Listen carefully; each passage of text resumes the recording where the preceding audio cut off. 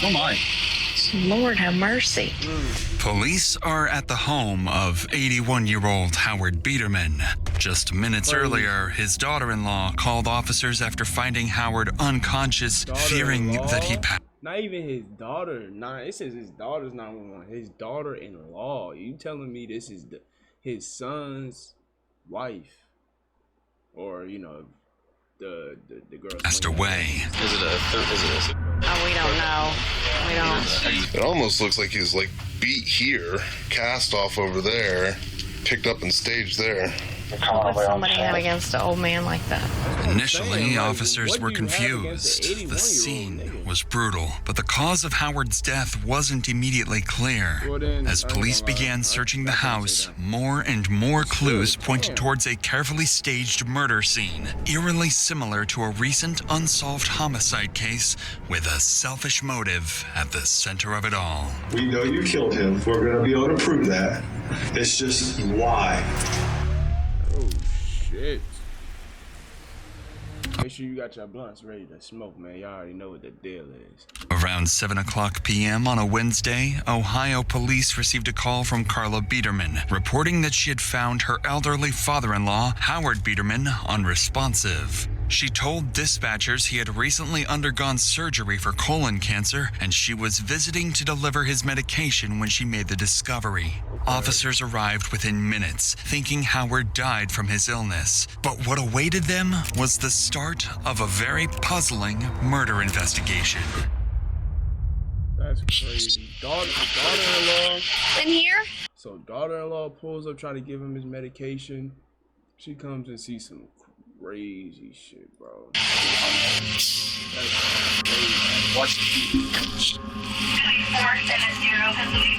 can't imagine, bro. I could not fucking imagine, bro. 13 for sure. Okay. Oh my. Is it a Oh, we don't know. We don't. I see a firearm anywhere? Is there a firearm anywhere? Not very soon. I'll put some gloves. Do we know a name or anything yet? I imagine you reached out to the suicide. Hello? Homicide. Yeah, for sure. Absolutely. I mean, the guy's covered in blood. He's got huge gashes in his head. Oh my god. An older guy. Maybe Howard Biederman? It looks like the door might have been forced open. What the hell? All the guns are All the guns is still there? All the guns is still there. So what is the motive? But you didn't. So if it's not looking like a robbery. And Like, if you were gonna come and kill somebody, why? It's got a lot going on. I believe 25's in rounds. I'll pick it all up from there. lacerations, actually a hole in his head, like swollen up. On the far back side, there's a lot of lacerations. 12 to 3. As officers took a closer look at Howard's body, they quickly realized this was no natural passing. He had numerous head wounds that ruptured his skull, and one of his eyes was completely blue. Blood was spattered across the room, on the ceiling. his eye was completely blue, nigga. The walls and the furniture. But what stood out even more were the strange details that didn't quite add up. The front door showed clear signs of forced entry, yet Howard's valuable firearms were still left untouched, and nothing else appeared to be missing, suggesting he might have been targeted for reasons beyond simple theft. I mean, there's just, that's straight through. You can see brain matter and everything. God. What would somebody have against an old man like that? It almost looks like he's like beat here, cast off over there, and then picked up and staged there. You call the hospital and that's like come in the back doors. I think I was here the other day just doing a well-being check on him. As officers continued examining the scene, someone recalled they had been to this house before during a welfare check just weeks earlier, after Howard wandered off and couldn't remember how to get home. The family told officers he had dementia and often carried large amounts of cash on him, sometimes. No fucking way y'all niggas really tried to take advantage of this nigga because he had dementia, bro. was lending it out to people he trusted. It made him both vulnerable and potentially a target. But there was something even more concerning that officers realized. Howard's death wasn't the only violent mystery the town had seen recently. Just over a month earlier, 68-year-old John Strickland was found shot to death near his home, roughly 5 miles away. His body was left on a neighbor's porch, and no arrests were ever made. Left on a neighbor's porch? Bro, what the fuck? Bro, I ain't gonna lie, I'm scared to get old, bro. Bro, the older you get, niggas just think you so vulnerable and like your life don't mean nothing because you're like 60 now and like you're 80 now. Like, no, nigga, like, come on.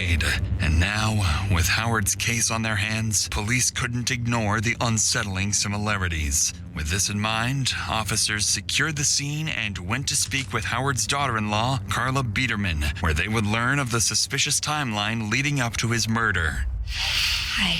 We were out here a couple weeks ago, right? Yes. We're working on a timeline here, figure out what's going on. We don't know yet. We didn't find anything, a gun or nothing where it was self-inflicted. We don't know anything else at this point. Right. Do you know what time they would have left the Legion? Friday before. He usually goes up about when they open, around 11, and has a couple beers. Leaves like early afternoon? Yeah, and we were here. My husband had a doctor's appointment and blood work, and we were here between 11:30 and 12. He was here, though, when you guys stopped? No, he was not. Okay. And I couldn't find his medicine, and he's up there having a couple beers. Okay. According to Carla, at around 11:30 a.m., she went to Howard's house to deliver his medication.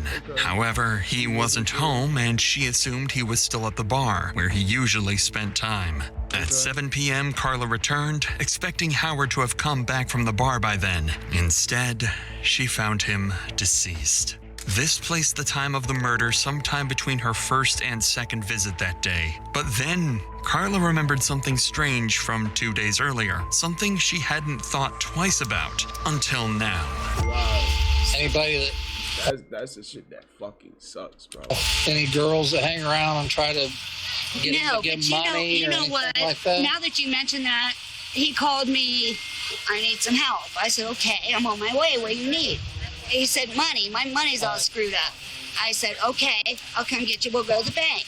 Anyway, we're at the bank. He said, I need you. They printed him out a thing. He said, I need $600. I said, why? What day was that? Monday. It's Wednesday now.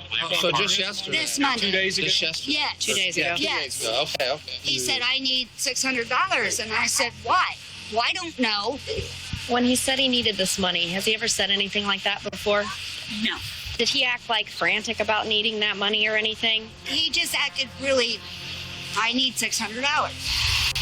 Jackie, like Rhonda Clark across the street, who mentioned Jackie Miller has been down a couple of times, which she's throwing and stuff.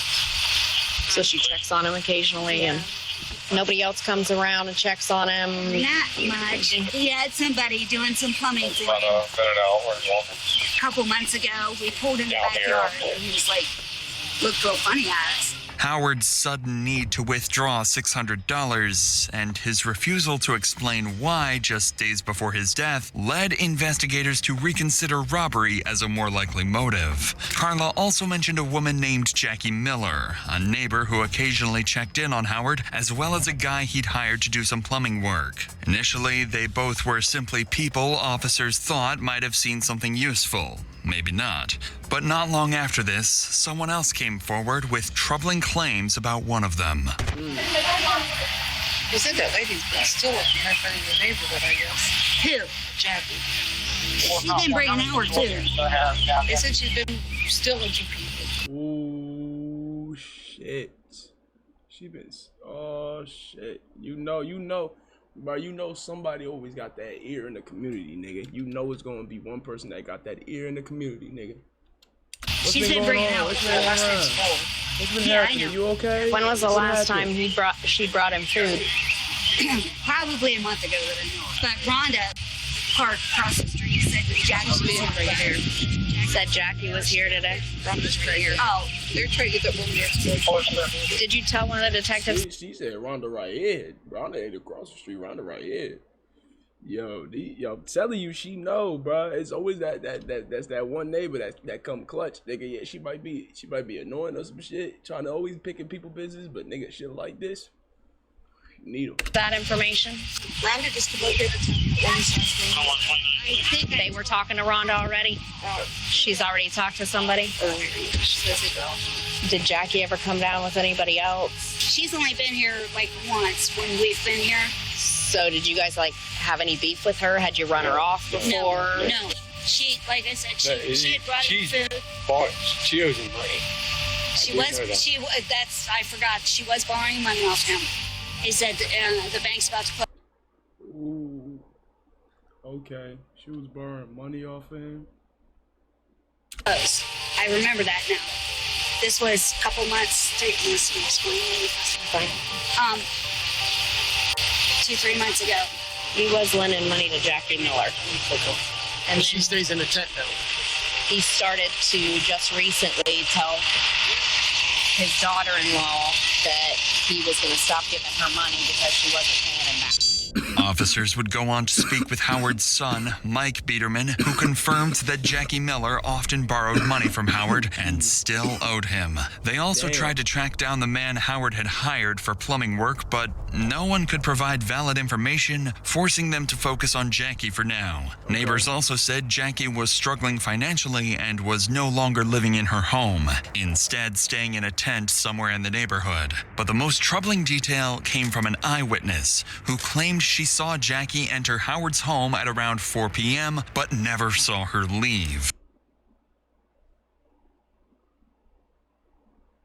Yo. No way, yo. If she beat up this nigga Howard and like took one of his guns or some shit, bro, like there's no way. There's no way. There's no way. That placed Jackie among the last people to see Howard alive. With suspicion mounting, officers quickly secured a warrant to search her residence. Inside, it became clear why she had abandoned it. Police department search warrant! You're in the house, announce yourself! Is there a dog in here? Keep moving. Looks like there's a set of stairs right here. Police department search warrant! What the fuck is going on in that crib? How do you even live? You see why she abandoned you.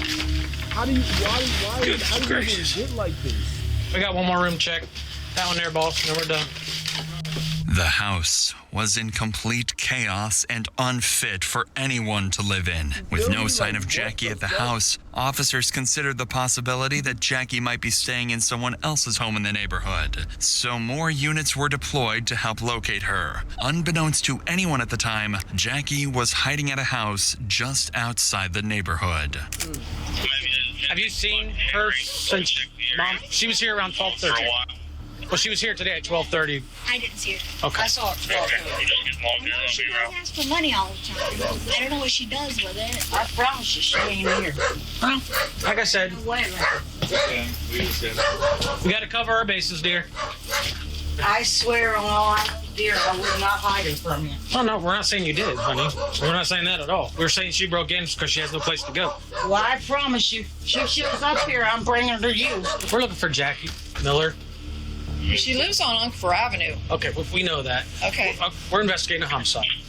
And she was the last person seen with the victim, so we need to find her. Oh my God. I seen Jackie a week and a half ago walking down West Center Street. Yeah, she's in bad shape.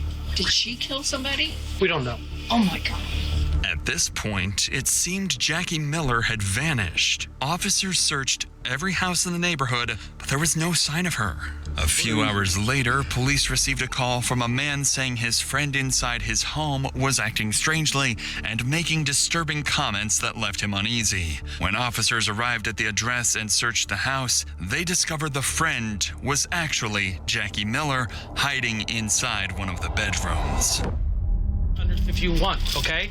You're going to be asked to answer some questions, okay? You understand that? Yes. If you start answering questions without a lawyer present, you can stop at any time. Do you understand that? Okay. Can I get my stuff? What's, Will you get my stuff? What is your stuff? My money on the floor and that drink right there. Okay. Whatever it is. Okay, we'll get it for you. All right. So. And the lighter, the purple lighter. Where'd you get the money from? Pardon me? Where'd you get this money from?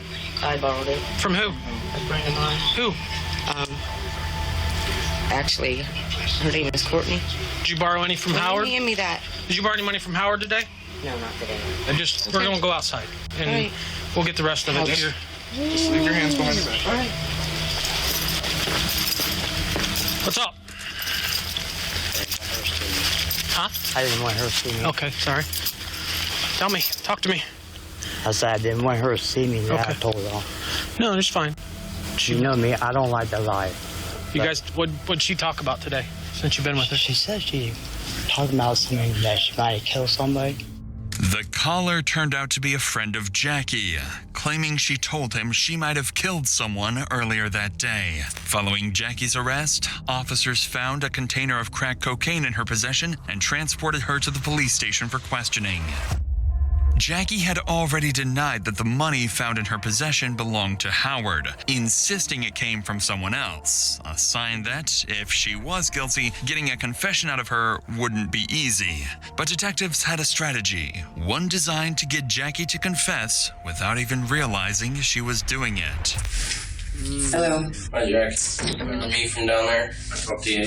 Aldridge? Yeah. I talked to you in the back. The only reason I remember that is I got a pay twice. Everybody says that. What did they tell you when they arrested you? Nothing? No, that's why I kept on asking what I did. I mean, what the charges was, all that. Right now? I mean, dispossession of cocaine. Right. If I asked if that was a felony or misdemeanor or what that was. It's felony. The investigator withholds the real reason for Jackie's arrest to keep her calm and prevent her from becoming defensive. By avoiding any mention of a murder charge, he creates a false sense of security, hoping she'll lower her guard once the questioning begins. But Jackie had other plans in mind. Walk me through your day today. Let's start at the time you wake up. Fed my dog. What time? You say you woke up around noon? Right. Fed the dog? Went out, she's I got went to Howard's to use a phone. Right. What time was that? I mean, about 2 a.m. 1:30 to 2:00. Who's Howard? Howard Biederman? Yeah, he's my neighbor. Okay. And that was around 2 o'clock you were there? At 1:30. Anyone else there? Yeah, there was a guy he came up on the porch when I was leaving. Who was that? I don't know him. Look at her. Look at her trying to say there was a guy on the porch or something. This guy that comes and visits, he was coming there as you were leaving? Yes. And you don't know this guy that came up to the door? No. Do you see him go into Howard's house? Yeah.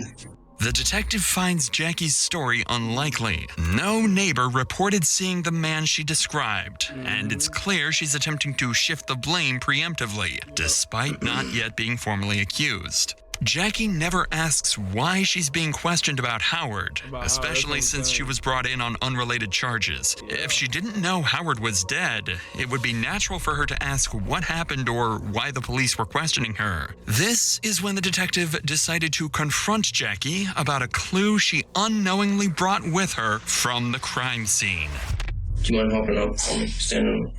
Do you mind standing up? No. Yeah. Listen to me.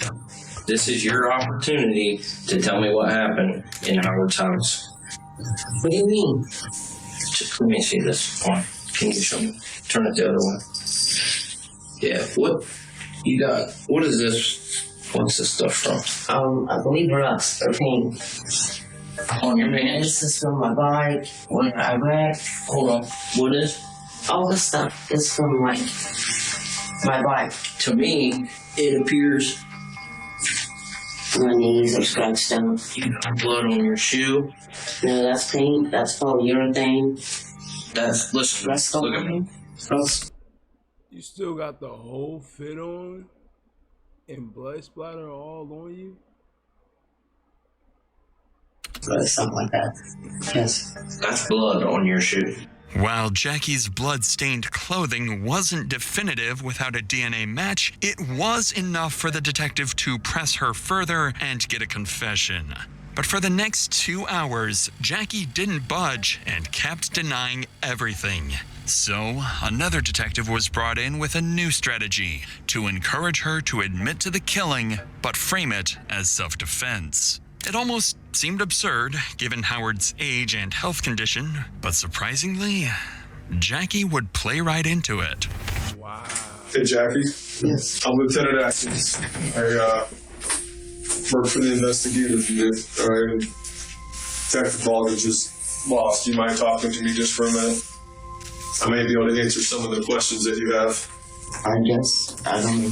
Well, the only reason I'm asking that is I know you came in here and he talked to you about the aggravated murder possibly being a charge, right? Okay, you know that's not a given, and he doesn't have to charge you with that. What do you mean? If there's circumstances which led to what happened inside that house, that makes a difference between murder, involuntary manslaughter, reckless homicide, and they go down and down and down and down, not go up in seriousness, they go down in seriousness. But what I can tell you is the only picture that we're going to be able to paint for a jury is that he was brutally murdered for no reason at all. We know you killed him. We're going to be able to prove that. It's just why? What caused this to happen? What caused this sudden just accident to happen? But I just don't want his family thinking bad of him. Everybody's got skeletons in their closet. Would you agree? I mean, okay. Would I be lying if I said that you use drugs occasionally? Are you saying I went down there to kill him because I need drugs? Is that? I don't think that. It's not. He was trying to be like a sugar daddy type thing. Was he giving you money? No, I mean I borrowed money off of her in the past. All right. I guess not. Sugar daddy is not the right thing to say. He wants different things instead, like me doing his dishes or his laundry, stuff like that. So he wants you to have like suck his dick and shit. Okay. Now we're getting somewhere. It was different. Tonight it was different. Okay. I was sitting on the couch. He was talking. He just started to come up further and further. This area or the chest area? Okay. Okay, the crotch area. Then what? I moved his hand away. I mean, he wouldn't stop. He wouldn't take no for an answer on me. This got you good, huh? So what did you end up having to hit him with to get you off of him? I don't even know. You don't know? I don't know what it was. Where was it at? On his, he painted it on his coffee table, like some tools that it was on his coffee table. Can you describe it to me? They call it vice grip, something weird like that. Where'd you hit him at? The chest, the arm, the head? Just in the head. Okay. How many times do you think you had to hit him? I don't know. 3 or 4 times, I guess. I don't know. Did you take any money from him that he had in his shirt? Just be honest. Huh? I think he had $20 in his shirt. Did I hear you right? You took $20 from him, or? Yes. Did you have to hit him so many times to get away from him? He kept on grabbing it. Was he holding you down on the ground or anything like that? At one point. So he's pretty, he's a pretty strong guy. Jack, yes. Vice grips, 100% sure of the vice grips. We got a pair in there. There you got no blood on them or nothing. There's no blood or nothing on them. Did you wash them off, wipe them down, anything? I'm sure I did. I don't know. That's what I wiped it. You wiped them off? I think so. I don't know. I think that's what I wiped them. The unconventional strategy of the detective somehow worked, and Jackie admitted to the murder. That's so, yo, that nigga came in there on business. I ain't gonna lie. That's insane. Confession obtained, detectives ended the interview and booked Jackie into jail. Although she claimed Howard made unwanted sexual advances towards her, investigators found no signs of physical assaults during their examination. This led them to believe she fabricated the story after being pressed during questioning. Furthermore, the autopsy revealed that Howard was struck 18 times, 14 of those blows directly to the top of his head. At the time of Jackie's arrest, she was found with several $100s and a significant amount of cocaine. Given that she had no job and source of income, investigators believed that she had taken much more than the $20 she claimed. All the evidence pointed to one conclusion.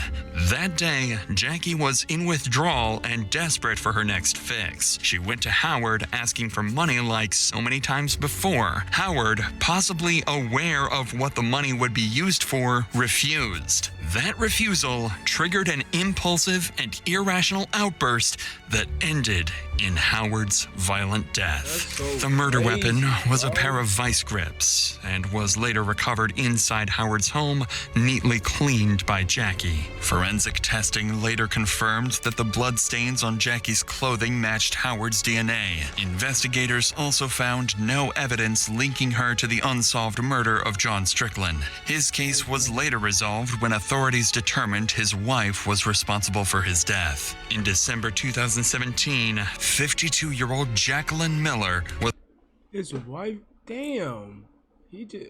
What the fuck? convicted of murder and cocaine possession. Under Ohio law, she received an indefinite prison sentence of 15 years to life, making her eligible for parole after serving a minimum of 15 years.